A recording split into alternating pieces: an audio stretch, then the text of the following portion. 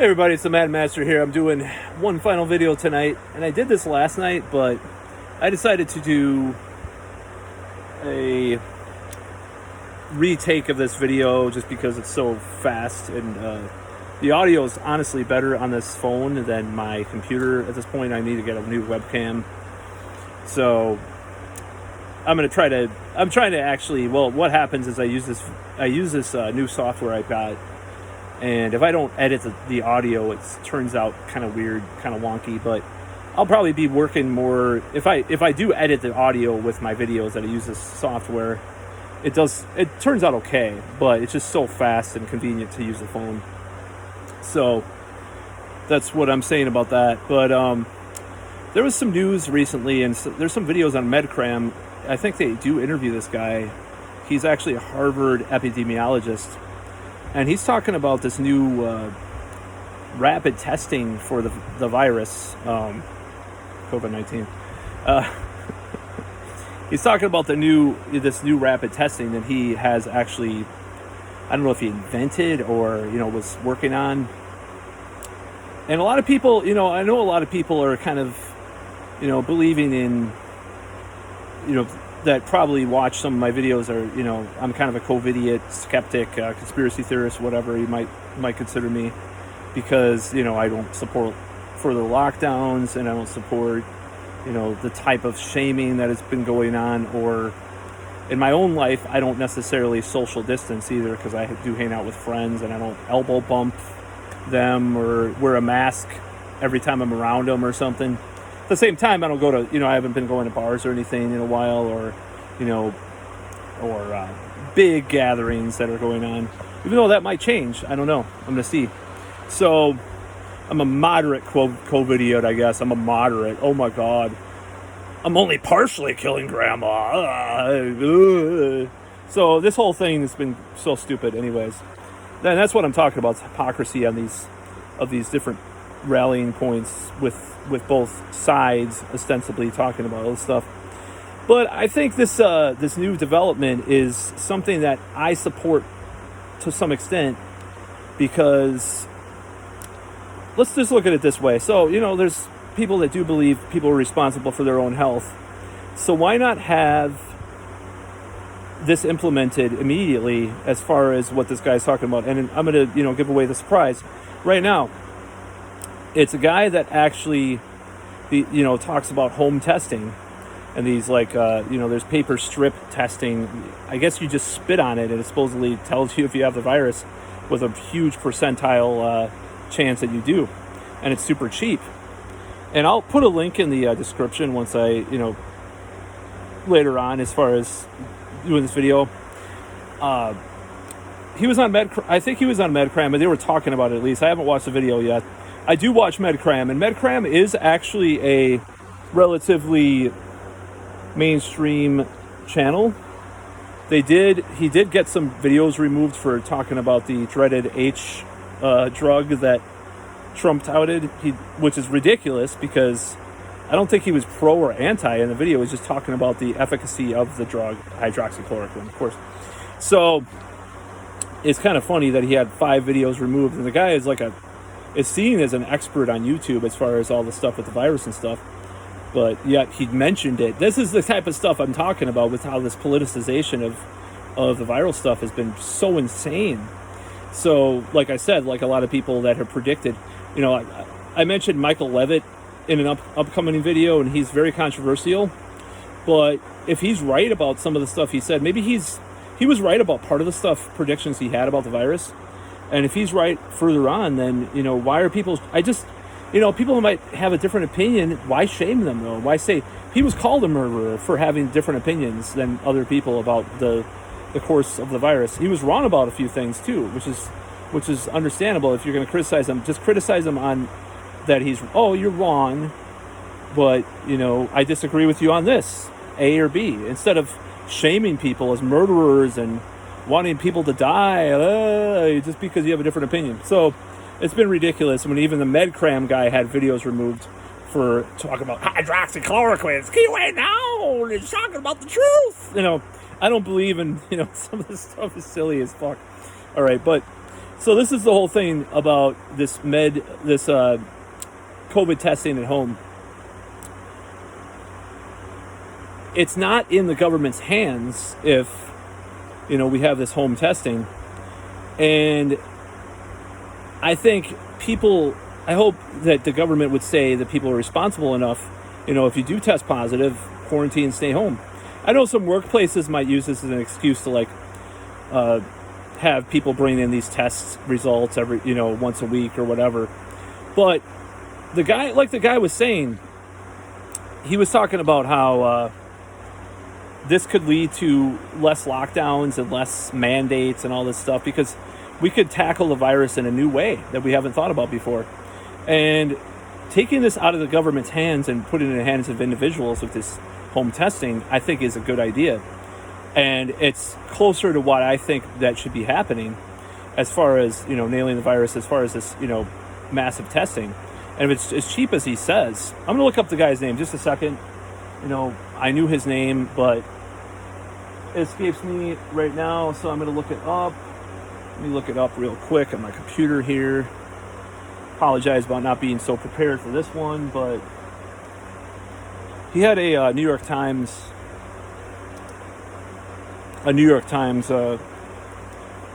op-ed recently about this. So, let me see. I'm going to look it up.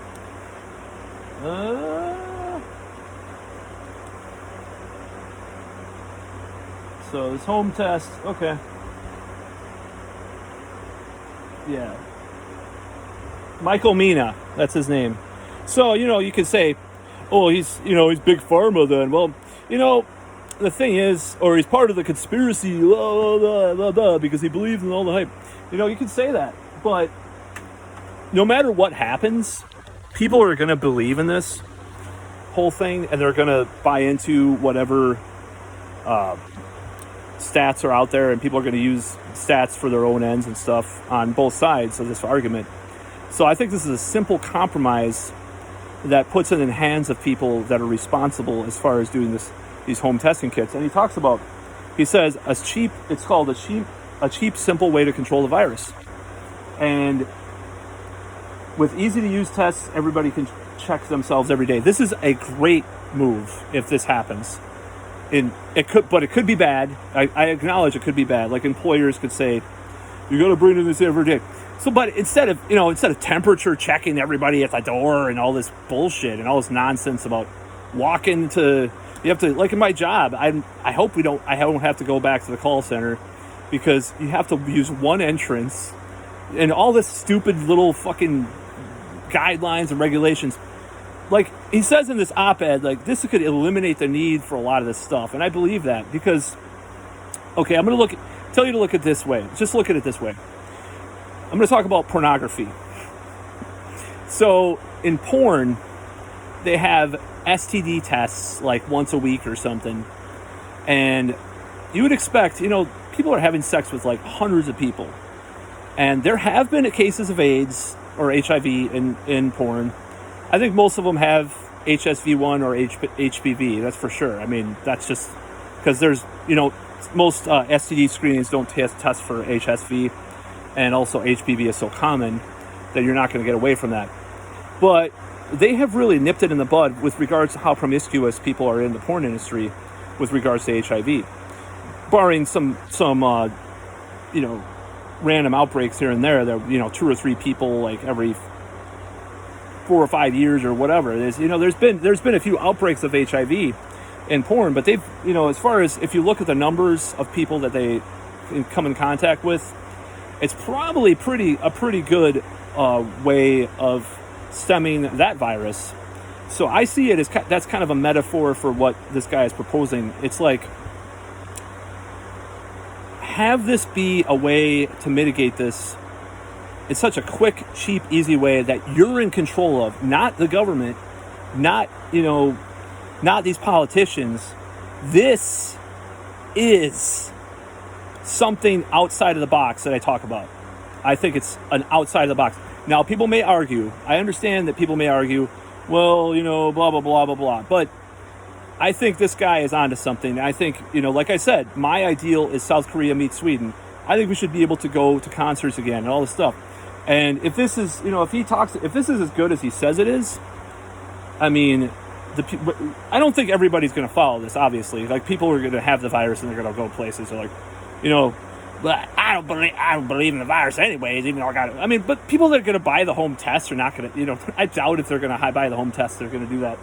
And, people are going to use this as a political tool and stuff, of course, too. But this could be a good way to go. And, this op-ed, let me see what he says in here.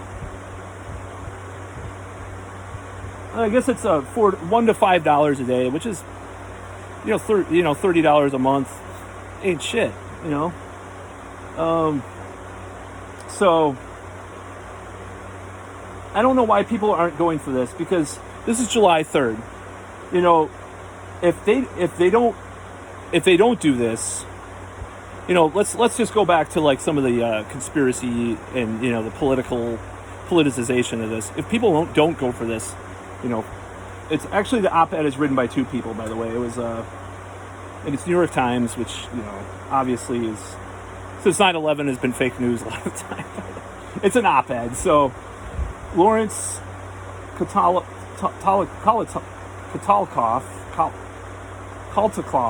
and Michael Mina. Mr. Kaltikoff and Michael Mina he's a professor of economics. So you got that side, Representative Lawrence Kaltikoff, and Michael Mina is an epidemiologist at Harvard. So they're like thinking, okay, well, we gotta, like the Jay Bechara from Stanford. I think he has both medical background and economic background. And he was criticized, of course, because even though he's right about the number of asymptomatic people, like I said in other videos, he was shamed. Oh my God, he's part of the JetBlue conspiracy to not lockdowns. We need a lockdown for 10 years. Oh my God, let's destroy the economy. All right, just hide inside your homes forever until there's a vaccine, but not from Trump. So anyways, I hate that shit. Oh, I'm so pissed. But yeah, I think this is a way out to some extent. It could be a way out, It could be, if people are responsible enough, they could do this. Go the way of Sweden, but with this, mixed in. Stuff like this mixed in. South Korea meets Sweden. Done. Get this fucking show on the road. This is getting old. So, as a side note, I was out today. I drove around and I walked around for quite a long time without a mask, because I don't wear a mask outside. I'll wear a mask indoors. And a lot of people don't wear masks even in this town now, and perfectly normal people don't, because, as I was talking to people about this, and I was looking this up, and it's outdoor transmission is probably rare. I would think. We could be wrong. Like, a lot of this stuff with the virus is turned over the next day, and a lot of also I see a lot of these record stores are saying you have to wear gloves too. I'm like, okay, whatever. Okay, I'm not going to these record stores because I don't want to wear gloves. I'll wear a mask, but fucking gloves. It's gotten so maddening. So just because surface transmission is rare, so why? I don't know. It's weird. So whatever. Okay. I'm not going to these record stores with gloves on. I'll just order my shit online. I'm sorry. So this whole thing, anyways, as a side note, I was driving around and I saw children playing baseball, people playing tennis, and I was like, I almost teared up, because I'm like, it's just like, it's so beautiful to see people actually outdoors and doing things and living normally. And these children, very young children, they were playing baseball at this baseball park that was just near my house. There I live right now. And I was really happy to see it, because I'm just like, and I talked about the baseball thing with the 1918 influenza, Spanish flu in another video, and how they wore masks. And it just made me think that all this baseball talk just makes me think about, I think I used to be into baseball a little bit as a kid. I was never really into baseball that much, but once this whole thing's over, I'm going I'm going to go to a crowded ass baseball game just because I feel like it's just something, it's symbolic to me. Just like how I'm going to get a tattoo, because another tattoo, which I want like 10 more, but because I said if once the lockdown ends, I'm going to get a tattoo, and I'm going to do that in the next coming weeks, hopefully. But it made me really happy to see people doing stuff. And I saw also some people doing tennis at a tennis court near my house too. And I'm just like, we need to like, I'm not like, I just don't know, sometimes I don't know what I think about this whole crisis. And, sometimes I veer back to this, more paranoid side of it. I'll admit it. I'm not totally free of the fear of the hysteria, but the more people, the more it's like kind of the manifestation stuff. It's like the more maybe if we think of it as we're getting back to normal, maybe we will faster, So I don't know. It's just good to see kids who are not at risk really for the virus. Hardly. 6 people had Kawasaki syndrome or something. Six kids out of billions of kids or something from the COVID thing. It's just like, oh man, and people were still freaking out, even though kids die of all sorts of stuff that's communicable more, which is that's what I'm talking about, hysteria. The hysteria is when people talk about how some kids had this thing, like it was 20, I don't know how many kids it was. Let's just say it was 20 kids that got some rare syndrome from the virus. And then you have millions of kids, probably thousands of kids that get some other rare thing that's communicable. And there's no talk about that. That's the hysteria part. Not that it doesn't, not that it's not deadly for some people, not that blah, blah, blah, blah. And that's what I'm trying to say. We got to separate hysteria from facts. That's why I follow MedCram, and some of these other guys, because they're not hysterical about it. They talk about the facts, or Francois Balou on Twitter, he's not hysterical. He's been called all sorts of names from both sides, but, one person will say he's probably in the hands of Bill Gates, and then another person will say he's a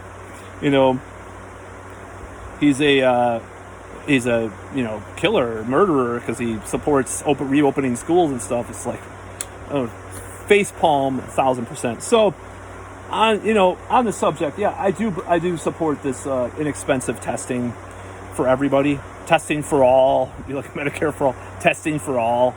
I believe in it because you're not going to please both sides. It's a way. I think I saw something about him saying that it's a way out of a vaccine. Like, let's getting things back to normal without a vaccine because people can quarantine, get over it, done.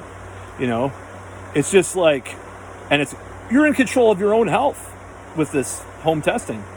Now, of course, political figures and whoever or people in control will use this, but it eliminates that other middleman of the government or these big HMOs or whatever, that would make more money from having the way that the status quo of tests right now, or the status quo of vaccines in the future, or treatments. This eliminates that, this whole home testing thing. So I support it at this point. I think we need a way out of this that is easier to get to than harder, because this has sucked. This sucks, This has affected my life in many ways, and and I'm spoiled, first world problems brat for saying all this stuff. But like I said, Sinatra Gupta had made a good point about lockdowns, about how it's affecting the poor people of the world more than the Westerners or the rich. And that's why, you see these record profits from these billionaires and shit. There's some articles coming out about that. So like the billionaires have just used this to get more rich. So why not give testing in the hands of the people? This is giving testing, putting the onus on the citizens to control this, to eradicate this.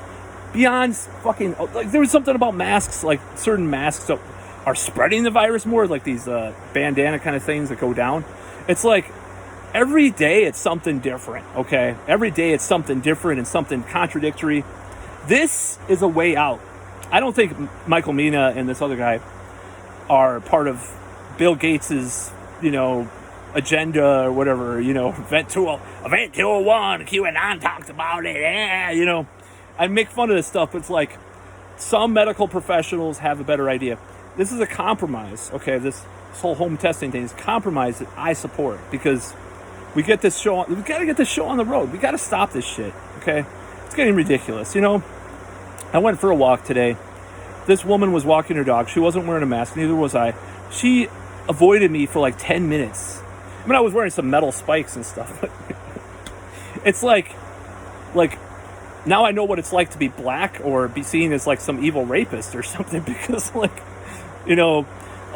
white woman walking out of the way like 10 feet away from me just because I'm walking down the street, like because of this fucking hysteria when, the scientific community is split on whether or not, the whole thing can, the virus could die in sunlight or, I mean, they've said this numerous times. The consensus is that it dies with the disbursement of free air and stuff. So even like Z-Dog MD, if you watch his channel, he talks about this too. So I don't know. I think this is a way out. I think this is the best way forward is to do more stuff like this. We need innovative ways to get through this, and I'm sorry, like I said in the previous video, the Sweden thing, we got to watch that. We got to see if this actually, and there's people saying, well, they must be hiding the numbers. Who the fuck is hiding the numbers? The left, or is it the evil medical establishment hiding the numbers by counting with people with the virus? They're inflating the numbers, or they're downplaying the numbers. It's like, who do you trust? Okay, let's see how Sweden does. They have to report to these medical authorities, sometime. They do.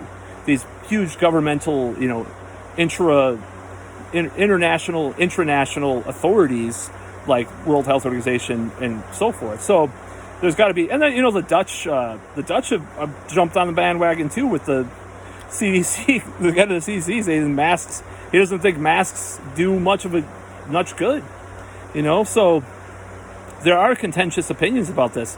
And before you call these people murderers, why don't you try to debate with them on the science? Debate them on the science. Before you call someone a fucking murderer. Okay, there's one thing calling some dumb-ass fucking, like, MAGA person who's going around, spitting on stuff at the grocery store or something, like, believes that QAnon is all made up and, nanobots or whatever. They're calling them a moron. That's fine. But people that have legitimate scientific disagreements should not be shamed. And that even includes Michael Levitt or the Stanford team. It's ridiculous. It's gotten so ridiculous. Just stop this bullshit. So I know I rambled a lot in this video, but I do believe in this guy's proposal. I think we should do this immediately. It would make so much of a difference to have this immediate testing for everybody. Send it to everybody. It's like, these politicians, promise a fucking chicken in every pot, that whole phrase, a home testing kit in every pot, fucking 300 million boxes of 30-day tests. Let's do it. Let's try it. Come on. I mean, they're talking about these mass vaccine, fucking kit, things that they're doing with all this they already have them lined up to be released, which is kind of creepy in a way. It's, but yeah, I like this proposal. I think this is the best proposal so far anybody has had, as far as the compromise, as far as the more establishment believer, COVID believer side. This is the best thing so far. This is the most outside of the box too. And if you have people that are testing themselves, they have to be responsible, right? They have to be responsible. And if they test and another thing about this is that these paper strip tests, think about it. Like, okay, I tested negative. I was around with someone who was sick. I'm going to take another one. Oh, this one's positive. Done. So, like, all these tests, like, I know someone that was tested for a certain virus a few months ago, and they had equivocal was the first result, and then they were positive in the second result. This eliminates that because it's so cheap. Like, you just take 2 tests. I mean, obviously $1 or $5 a test, but that ain't shit. So that would eliminate all that stuff, because there was someone that tested negative and then tested positive. I think it was a governor of some state recently. But this eliminates that because it's so cheap. You do 3. One is borderline. One is positive. Another one's borderline. You're probably positive. It's just like these types of things. This type of testing needs to be done. The paper strip tests. Just spit on a fucking test in the morning. Take a picture with your cell phone. Give it to your boss or whatever. Oh, you're done. Instead of waiting a week for tests. Instead of waiting days. Instead of locking down the fucking country again and destroying society as we know it. The new normal? Woo! Fuck that. Fuck that shit. This is a way out of that. At least partially, And I'm going to read this. I haven't read the whole editorial yet, but he makes some good points. I suggest you all read it. Let's get back to normal. I mean, let's get this fucking nipped in the bud. Now, that doesn't mean that, I don't know what's happening with New Zealand. It's really weird shit. So, but that's all I got to say. This is something I support. This is what I mean by in between Sweden and South Korea is my proposal. That's what I think.